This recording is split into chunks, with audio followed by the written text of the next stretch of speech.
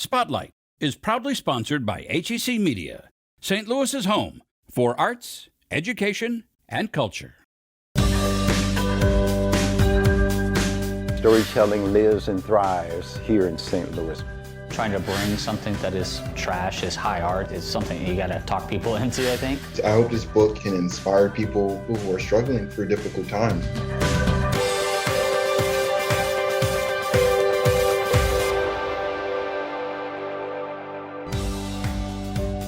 Today on Spotlight, the first all-black polo squad and their journey to make history. Plus, antibody therapy that could help protect you from COVID. And then, new exhibits featuring two female artists that are polar opposites. But first, an event celebrating the timeless art of storytelling. It's Sunday, and you're watching the Emmy Award-winning Spotlight. The human brain is hardwired for story. This is a tale of some goats and a troll. The troll live under a bridge, you know. So everything we see, hear, taste, touch, and smell comes to a story. Who's that trip-trapping over my grave? Hey, fool, be cool, it's me, you see. Well, I got a hunch you be my lunch. When Bobby Norfolk says he hears voices, it's not a cause for concern. I hear voices of birds, coyotes, dogs, cats. The wind blew. The voice came through louder. Who's got my golden oar? It's kind of in his job description. I tell people I did not seek storytelling, it sought me. Bobby Norfolk is an internationally known award-winning performer, and he's been doing it since the 80s. See trouble. That's because he had psychic powers and he could see trouble a long way off. If he looks familiar, you may have grown up with one of his more well-known gigs. Between 1988 and 1993, when I was on a Channel 4 show called Gator Tales, and Gator Tales won 3 Emmy Awards. It's Best Children's Show on regional TV. Since then, he's traveled the globe telling stories. He even met a president. People say, when are you going to retire? And I say, retirement doesn't look well on me. A St. Louis resident, Norfolk is one of the featured performers at this year's St. Louis Storytelling Festival. Our dates are April 29th to May 14th. And we will have 8 live virtual events. Steamboat coming, steamboat coming. You will have to register for all of those, and they are free except for one. We have one show that will be a $5 registration. And then we will have over 50 pre-recorded videos that people, schools especially, will be able to access. This year is the 42nd anniversary of the world's largest free storytelling festival. And this is the first virtual year made possible in partnership with Educate.Today. This year, because the focus is on the Missouri Bicentennial, I wanted to feature local and regional tellers that have a really strong Missouri connection. So Bobby Norfolk is well known here in St. Louis. He's one of our featured tellers. Beth Horner, who grew up kind of in the Columbia area, Boone County area, she'll be one of our featured tellers. And then Joyce Slater on the western side of the state, who grew up in Kansas City, will be our 3rd featured storyteller. Stories will be about everything from historical figures to personal excerpts. The creativity is up to the creator. And then one program that I will be doing will have a bit of piano. Scott Joplin, the entertainer. Now, I play good air piano, okay? But I have a piano player that will play the ragtime music of Scott Joplin. And we'll talk a bit about Lewis and Clark. Tellers like Norfolk say he knows he's done well when he witnesses what he calls storytelling magic. When a story is being told, the eyes widen, and the jaw drops, and people lean forward. And that is a form of hypnosis. Who says hypnosis can't happen virtually, especially when Bobby's involved? Either way, get ready to smile and laugh and be prepared to be entertained. Tune in, have fun, and storytelling lives and thrives here in St. Louis, Missouri. The St. Louis Storytelling Festival is free, but you must register. Head to stlstorytellingfestival.com. Scan the QR code on your screen to follow us on Facebook, Twitter, or Instagram. In 2011, Kareem Rosser became the captain of the first all-black squad to win the Interscholastic Polo Championship. His remarkable journey from the West Philadelphia neighborhood of The Bottom, a community devastated by poverty and violence, to a star position in the exclusive world of polo is shared in his inspiring memoir, Crossing the Line, a fearless team of brothers and the sport that changed their lives forever. Now celebrated with a mural in downtown Philadelphia and a photo campaign by Ralph Lauren, Kareem's story is about the bonds of brotherhood, the therapeutic connection between man and horse, and ultimately triumph against the worst odds. It's also the story of Philadelphia's remarkable Work to Ride program, run by Leslie Heiner, which offers disadvantaged teens after-school jobs in exchange for horse riding lessons. In today's conversation, Kareem Rosser is joined by his teammates on the championship squad, his brother, Damar Rosser, and Brandon Reese, as well as fellow Work to Ride alum and decorated polo champion, Richard Prather. How was it writing this book, telling your story about everything that's happened? How do you feel about your book? Back in 2018, when I first began the process of putting this book together, it was exciting for a number of reasons. One being the opportunity to tell our story in detail. Our story has been covered on 60 Minutes, ESPN, Sports Illustrated, the Today Show, you name it. But to be able to kind of detail it in the way that I do in the book here, Crossing the Lines, it was exciting for me, just to talk about our journey and the opportunity that we received through the Work to Ride program. So, it was great. Being a part of the program has been, amazing. Like growing up, I will see Les outside of our school waiting for us in her car to come pick us up to go to the barn at 3:30. And I will just be ready to get up and just run outside of my class and run to the car and just go straight to the barn for a couple of hours. I think it's just the determination and hard work that taught me of being a part of the program, as well as just getting opportunities that not many Black kids from inner city can get the opportunity to do things. Just given opportunity, be able to play polo and have that exposure many levels. It's just something cherishable. How did you guys feel being an all African-American team, and how were you treated? When we first started, a while back, and we would travel to different places across the country and attend different events or different polo events. There were times where we just felt uncomfortable because we just didn't look like most people that were there, or we, maybe it felt like we didn't really fit in. But, and that was kind of in the beginning. But I think over time, as we started to get better, people started to recognize us a little more. I think our talent, definitely stood out. People wanted us to be a part of the sport a little more as we started to become better polo players. Not that we were never, not accepted in place at any places, at least not to our knowledge. Most people were always really accepting. We made history being the first all African American polo team to win a national polo championship in the U.S. But I don't think there are any other African American names on that trophy. I mean, the trophy now is probably 70 years old or something, maybe a little older than that. To be able to go back and look at that moment, and to think that it's been 10 years, it's incredible. We are a part of something that's special. What do you want your readers to know about your book? What's the takeaway from your book to your readers? I hope this book can inspire people and to help people who are struggling through difficult times, because we all had our fair shares of struggling, both personally and together as a group. And I hope that this book can touch multiple people, if not a generation of people. Scan the QR code on your screen with your phone's camera to watch the full interview and find out why they say their friendship made them better players. You can also head to hecmedia.org. HEC Media presents Talking with Authors, the podcast.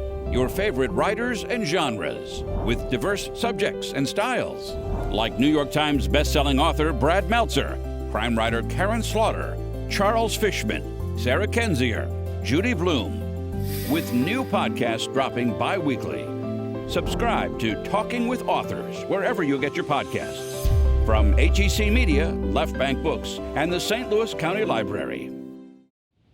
St. Louis-based Precision Virologics has made significant progress on a COVID-19 nasal vaccine. But that's not all the academic spinoff is working on. We're using gene therapy. We're taking the gene for the antibody to express anti-COVID antibodies in the lung. Dr. David Curiel's research team at Washington University School of Medicine in St. Louis has designed a novel gene therapy for those who are infected with COVID-19. And in January 2021, the research received an added boost of more than $400,000 from the National Institutes of Health. This relates to people that have already contracted the disease. So we're not trying to immunize them, we're trying to protect them. Curiel is professor of radiation oncology. His lab receives about $2 million a year from the NIH, with considerable funding dedicated to COVID-19 research in 2020. That covered the initial stages of this gene therapy research. We've developed gene transfer vectors that deliver genes to the lung, genetically inducing the expression of the antibodies in the lung.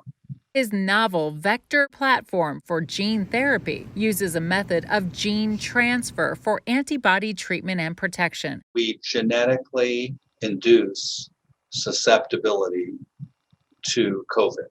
This involves Dr. Michael Diamond, professor of molecular microbiology and of pathology and immunology at Washington University. And Mike Diamond has developed genes for these antibodies. So now we just have to put them together and test them in a model system that Mike has developed. Diamond is scientific advisor for Precision Virologics. Basically take a piece of the virus, the spike gene, which is the gene that is the target of antibody responses and also target of T cell responses for that matter, and then stitch it into what was another virus. In this case, it's an adenovirus. You take the spike gene and you put it in a defective adenovirus, so it's a defective virus. And so we use it as what we call a vector, a way to get the gene that we want, which is in this case the spike gene, into cells very efficiently because viruses know how to deliver genes. It has the DNA, which then encodes the mRNA for the spike gene, and then you produce that protein, and that protein invokes the immune response.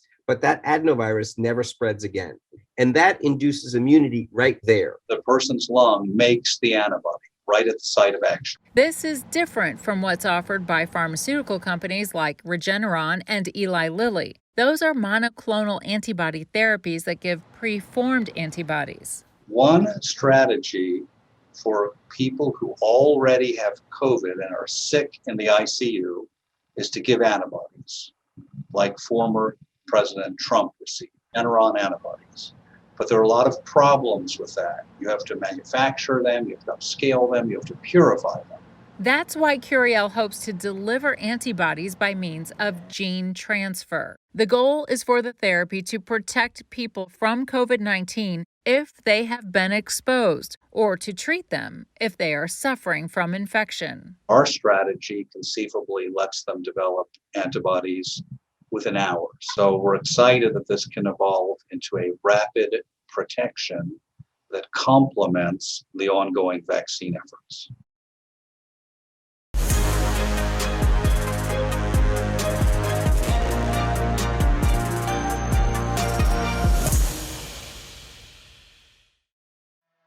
We're at Houska Gallery, and we're having an exhibit of two St. Louis female artists. They are basically polar opposite in their works. I have Mitra Mitchell downstairs in the front gallery and Jenna Bauer upstairs.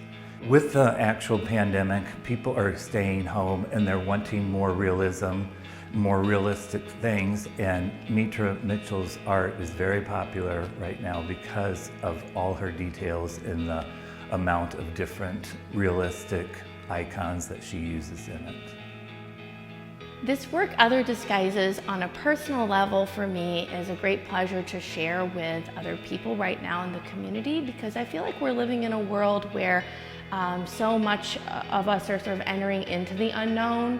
There can be feelings of uncertainty and I would say also terror, but also the embrace of creating a new world and a new potential, for the future. And so I feel that in this particular work, for me anyway, that's where I've been heading. I am actually thinking about them as the theater of painting. So I'm actually, as the director of this theater of painting, setting a stage. And in the stage, I'm actually decorating it with dollhouse furniture. A lot of the plants actually that are in these scenes, I've hand sculpted them. Not everything in the scene is life-size. Most of it could be fit on a tabletop. Of course, paintings are illusions. They are not always reality, but I hope the work encourages play and imagination, and especially encourages others to not be afraid. And in the upstairs gallery, we have Jenna Bauer, where although hers is very contemporary and minimalist, it is also about realism in her mind. They're landscapes, but it's broken up in very contemporary color blocking. Grid painting is a genre in the art world. If you put a crisscross in there, it becomes part of that canon of grid painting. So I wanted to have a dialogue with grid painting throughout art history. So faced with 8 weeks of dedicated studio time, I decided to work on a new material, a 300-pound watercolor stock that has a rough texture. And I also dove into gouache paint. It's very chalky and opaque. And in some sense, this body of work is process paintings. Every morning I made sure to have a discipline of waking up and painting and exploring these colors. But it also speaks to the work that I've been making for the last 20 years, in that I'm exploring colors that might suggest landscape. So that became a morning meditation to paint every day, increasingly smaller and smaller and smaller landscapes, but they have the concentration of this color study in them. I can preserve the colors that I use on tinfoil, and some of the same colors have appeared in the landscape painting that I work. So there's that carryover. We're so excited to feature both of these artists. They are well known in the St. Louis area, but both have new, unique pieces. The show is open to the public and continues through May 29th. Live from the Sheldon with Marquise Knox, later on Spotlight. On this sun porch in South St. Louis, Justin King is working on a sculpture that is truly out of the box. I use a lot from Amazon, but that's just personal buying habits, I guess. Justin creates all sorts of art, but these days trash is his treasure and cardboard is his canvas. Sometimes you need really big pieces. The construction dumpsters are usually good. And you want to catch it early. You don't want to get the stuff on the bottom of the dumpster. Justin has always enjoyed sculpting with traditional materials, but stone and bronze are expensive and clay is messy. So he recently decided to give cardboard a try and found it checked all the right boxes. Speed is great. Accessibility is an advantage. I'd say some of the disadvantages is that there's a hierarchy for art and the materials that you use and what it's made out of. So trying to bring something that is, trash is high art is something you gotta talk people into, I think. And since this is the Show Me State, Justin thought the best way to get people to appreciate cardboard art is to get it out amongst the people. So he created a giant cardboard duck named Carl, and in March he placed it on South Grand. At that time of the year, it did not last long, of course, but Carl got Justin a lot of attention, and that convinced him focusing on cardboard sculpting would make his work more cutting edge. It's funny, you start to have a certain like for certain cardboards over others, you know, how thick or how pliable it is. There's a million shades of cardboard, actually. I'm still learning all the time. It's a neat medium. It's affordable. Anybody can figure out how to use it. I just use a razor knife and a hot glue gun. It gets stronger as you glue up more pieces and they all kind of interlock, almost like a weave, like a woven basket, you know. A simple string of that basket isn't very strong, but when it's woven, it gets much firmer. Most of Justin's cardboard creations have been large animals, like the ones he made for a show this summer at the Sheldon Art Gallery. But now Justin is adding people to his repertoire, thanks to his first commission from the Mile Wide Beer Company in Louisville. They hired Justin to create a cardboard bust of Michael McGreevy, a real bar owner from Boston whose old-timey image is used on Mile Wide's Pale Ale. Justin is making some parts of Mr. McGreevy out of boxes from the brewery. And you might say he has faced some challenges. Obviously a little bit more difficult to get the plane to the face and things like that. Animals, you could be a little bit more gestural in how you designed it and people would get it, but trying to make someone look like the subject is a little tougher. In keeping with the recycling theme of his work, Justin has been known to repurpose some of his pieces. This blue elephant wall hanging is the head from Eleanor the elephant, who was part of the display at the Sheldon. The chimp from that show is now on display at Art Mart. And this fall, the giant bear from that show will be displayed at the South Grand Chalk Walk, where he will be covered in chalkboard paint so he can be decorated by the public. I like interactive art that people can touch. You know, we're so afraid to, there's ropes at the museums, and so to invite people to come in and just add to it is kind of a neat thing. Fleeting is a word Justin often uses when referring to his cardboard sculptures. But while their life expectancy is shorter than something carved from stone, he creates them as if they were meant to last forever. You put attention to detail in every aspect of your work so that, it's your work, it's your name, no matter whether you're working with stone or precious metals or whatever it is, you want it to be nice. And even something as lowly as cardboard, you want it to be your best work.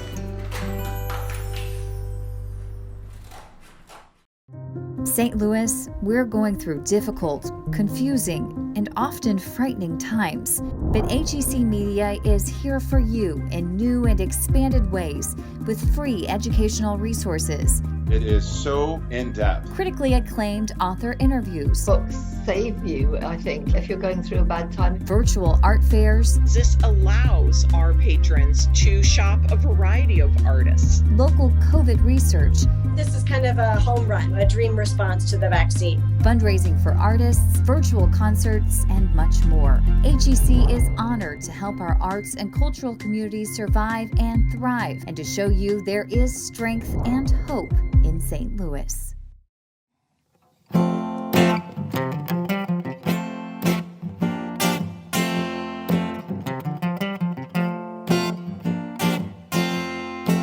Well, now, darling, you know we made our plan. We even talked about how we had our future in our hand. But we should have known, woman, from the start, that even the best of friends, you know they have to part. You keep asking me, what do I want to do? You keep asking me, what do I want to do? I'd rather be hurt by her than to be loved by you. Baby, where did we go wrong? I would ask you to explain yourself, but that would keep us here too long. And we should have known that it was all in the past. And I hope that you loving exactly where you at. You keep asking me, what do I want to do?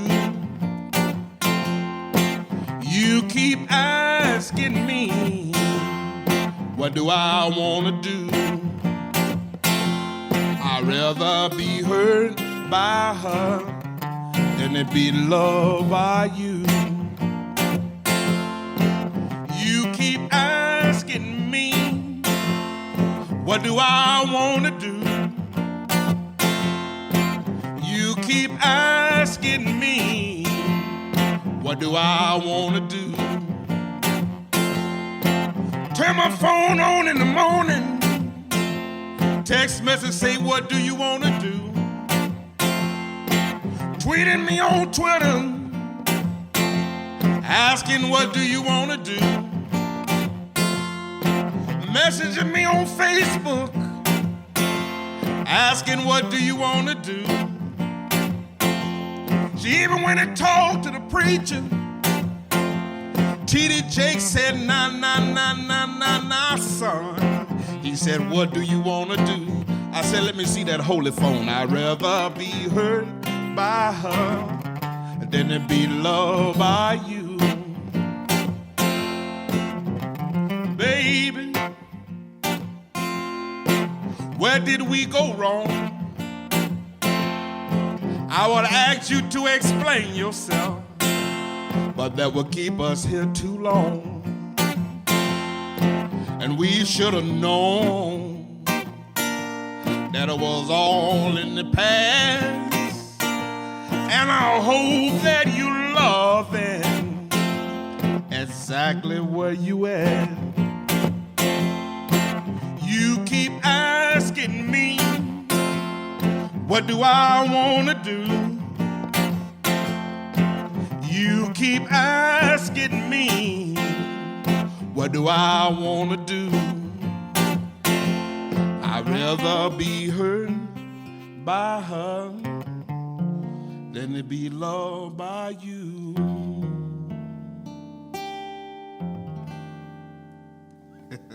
Live from the Sheldon continues on May 15th with jazz vocalist Kurt Elling. Scan the QR code on your screen or visit hecmedia.org to learn more. Next week, how being a sports fan is good for your health. Plus, a generous donation helps a local food bank grow lettuce inside their warehouse. The story behind this unique gift. Thanks for watching Spotlight. Join us next Sunday at 9:30 a.m. on KPLR 11.